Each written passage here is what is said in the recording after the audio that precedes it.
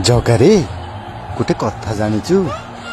ସାମାନ୍ୟ ଗୋଟେ କ୍ରିକେଟ ଖେଳ ଫାଇନାଲରେ ଏତେ ଲୋକମାନଙ୍କର ଭିଡ଼ ଜମିଲା ଯେ ସେଠି 11 ଜଣଙ୍କର ଜୀବନ ଚାଲିଗଲା।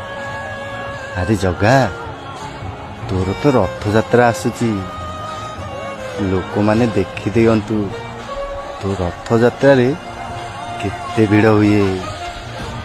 ଆଉ ଆଜି ପର୍ଯ୍ୟନ୍ତ କେହି ବି ତୋ ରଥଯାତ୍ରାରେ 10 ଜଣ ବି ମରିନାହାନ୍ତି।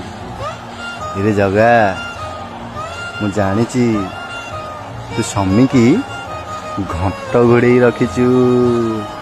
ଜୟ ଜଗନ୍ନାଥ।